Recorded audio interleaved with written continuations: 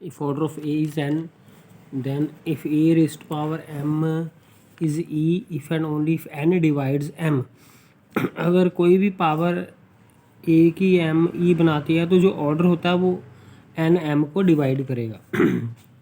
तो ये ए की पावर एम ई बना रही है, तो हमने ये प्रूव करना है। तो डिवीजन एल्गोरिदम लगाएंगे, एम को एन से डिवाइड कर देंगे, तो जो रिमाइंडर होगा ये क्वोशंट आ गया आर, हमें पता है कि वो एन से छोटा होता है, वो ग्रेटर देन और इक्वल टू 0 होता है। तो ए की पावर एम ई के बराबर है, तो हमने ए, हाँ यहाँ पे एम की वैल्यू पुट कर देनी है यहाँ से, तो इसे लिख सकते हैं क्योंकि ए की पावर एन ई है, क्योंकि ए ऑर्डर ए का एन है तो ए की पावर एन ई आएगा। तो ई की पावर क्यू, तो ई की पावर कुछ भी करें आंसर तो ई रहना है, और ई को ए आर से मल्टीप्लाई करेंगे तो आंसर ए आर ही आ जाना है, क्योंकि जो ई है आइडेंटिटी है। तो यहाँ से आ गया ए की raise to power R E के बराबर आ गया। बट आर तो एन से छोटा है, तो ये पॉसिबल नहीं है चॉइस ऑफ एन के, क्योंकि जो एन ऑर्डर है ए का, तो अगर एन ऑर्डर है तो एन स्मॉलेस्ट इंटीजर होना चाहिए जो इसकी पावर को ई बनाए, पर हमें उससे भी एक छोटा मिल गया जो ए की पावर करेंगे ई बनाएगा, पर तो एन इज़ द स्मॉलेस्ट, उससे कोई छोटा नंबर ऐसे उसको ई नहीं बना सकता। ठीक है, इस करके ये चीज़ तभी होगी अब अगर हमें आर को ज़ीरो लेना पड़ेगा, आर को ज़ीरो लेना पड़ेगा। ठीक है, तो अगर आर को ज़ीरो ले लेंगे तो यहाँ से आ जाएगा हमारे पास m is equal to N Q, तो यहाँ से हम कह सकते हैं कि एन एम को डिवाइड करता है। तो कन्वर्स पार्ट है कि एन एम को डिवाइड करता है, हमने ये प्रूव करना है। तो ये डिवाइड करता है तो इसको इसका मल्टीपल लिख सकते हैं, फिर हमने ये प्रूव करना है तो ए रेस्ट पावर एम लेंगे, एम है एन के बराबर, तो ये इसको ऐसे लिख सकते हैं। तो ये क्लियरली ये तो पता ही है हमें, ई की पावर के तो ई रहना है, तो इसके मतलब हमने ये प्रूव कर दिया ए की पावर एम ई के बराबर आ जाती है। ठीक है, उसके बाद हमने शो करना है कि अगर जी ग्रुप है और ए जी का एलिमेंट है तो ऑर्डर ए एन है, तो ए की रेस्ट पावर के करेंगे, उसका ऑर्डर इसके बराबर आएगा N over G C D of N के। तो हमने सपोज कर ली इसकी जी सी डी के है, सॉरी डी है, तो डी एन को भी डिवाइड करता है और के को भी डिवाइड करता है।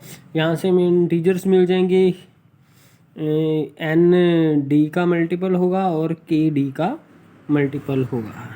अब हमने सपोज कर लेना है कि इसका जो ऑर्डर है वो टी है, तो अगर इसका ऑर्डर टी है तो इसकी पावर टी करेंगे तो ई बन जाएगा। ठीक है, तो क्योंकि ए का ऑर्डर एन है तो हमने पिछली थ्योरम में अभी पढ़ा है कि अगर ए की पावर एम कोई भी एम ई बना रहा है तो ऑर्डर एम को डिवाइड करेगा। सेम वे, क्योंकि अगर ए की पावर के टी ई बना रहा है पर इसका ऑर्डर एन है तो एन के टी को डिवाइड करेगा। तो यहाँ वैल्यूज़ भर देनी है, एन की वैल्यू ये भर देनी है के वन डी पिछले पेज से, और के की वैल्यू भर देनी है के टू डी।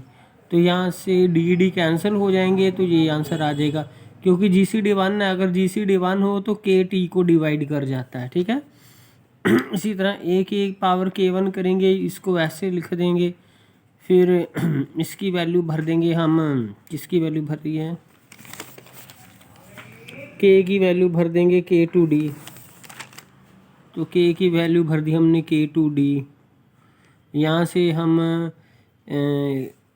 डी के वन को एन लिख सकते हैं, डी के वन को एन लिख देंगे तो ऊपर पावर के टू आ जाएगी। ठीक है, अब ए की पावर एन ई होता है, ई की पावर के टू, ई की पावर कुछ भी हो आंसर ई रहना क्योंकि आइडेंटिटी है, इसका मतलब इसका आंसर ई आ गया।